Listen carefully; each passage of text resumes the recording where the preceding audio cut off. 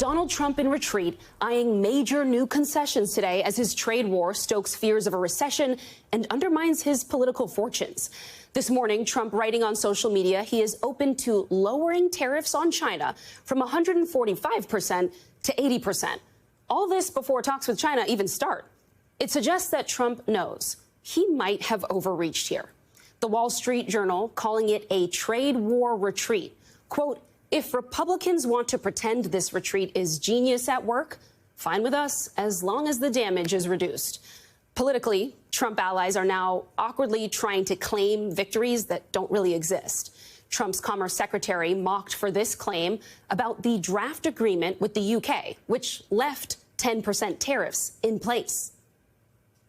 So we feel really good about the deal. You've heard the Prime Minister. He feels really good about the deal, right? And we started at 10% and we ended at 10%. And the market for America is better. And joining me now is Democratic Congressman Robert Garcia of California, member of the House Oversight Committee and Homeland Security Committee. Congressman, your thoughts on Trump's tariff war and its impact on the economy and your constituents?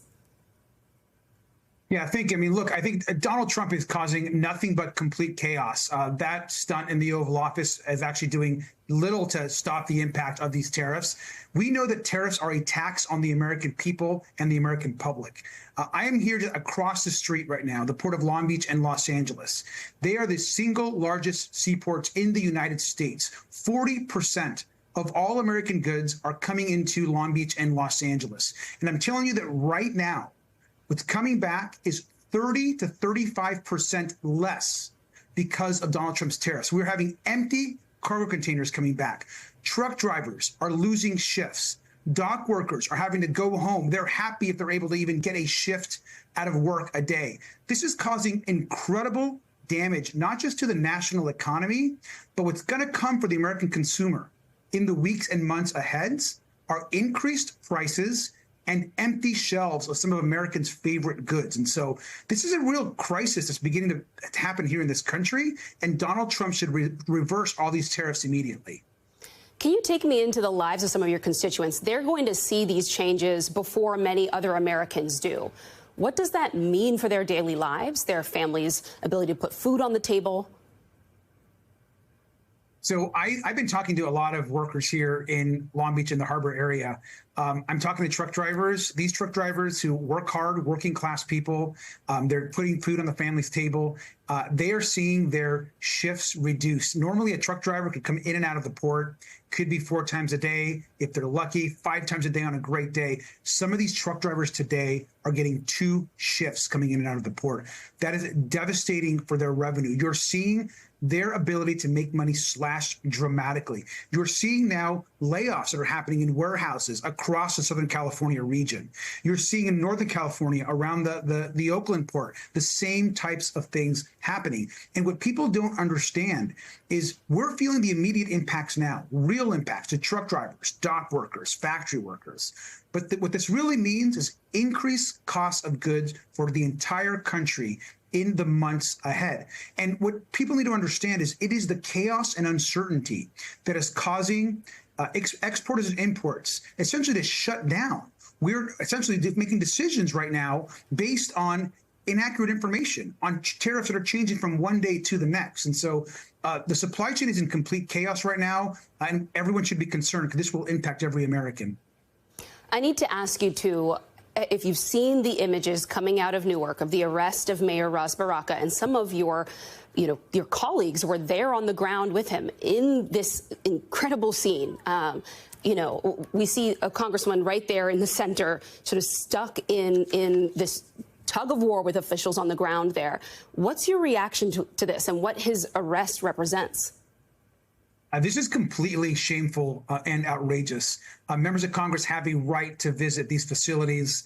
It happens all the time. And for this to happen to the mayor and to colleagues, people, all of which I know and respect, is a dark, dark day for our country. Members of Congress have the right to do oversight and to visit these facilities.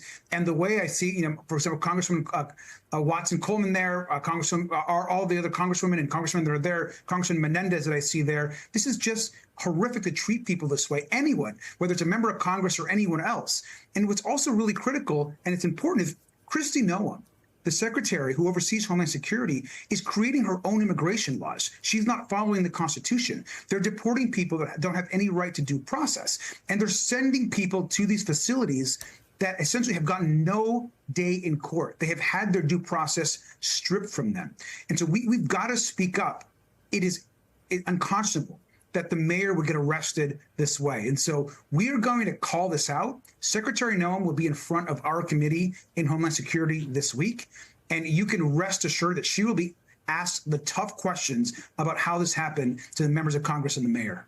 Well, speaking of Secretary Noem, she was just in front of lawmakers, and she basically said again from this administration that they have no plan to follow through with what the Supreme Court has ordered, which is that the administration needs to facilitate the return of Kilmar Abrego Garcia. I mean, and then add that to the fact that, the president was talking to my colleague, Kristen Welker, saying, I don't know, when asked about due process. What are they telling us? I mean, what's coming next here? I think the American public needs to understand that the president of the United States is defying a 9-0 unanimous Supreme Court decision to facilitate the return of Kilmar Abrego Garcia. He is defying the Supreme Court. He is tearing down our institutions. This is, I've said, I believe so. This is a constitutional crisis when you have the president essentially dismissing what the Supreme Court and lower courts have affirmed. And we know that Donald Trump's own administration has said that he was sent there by mistake. And so it is crazy to think that a president is choosing to defy a Supreme Court, which we know is already quite conservative. So we've got to be loud. We've got to demand that Donald Trump not just return Kilmar, but actually support and understand that due process is in the Constitution. And due process is in the Constitution, not just for United States citizens. Due process is there for all persons in this country. It's something that we're all afforded and that we've got to stand up and fight for.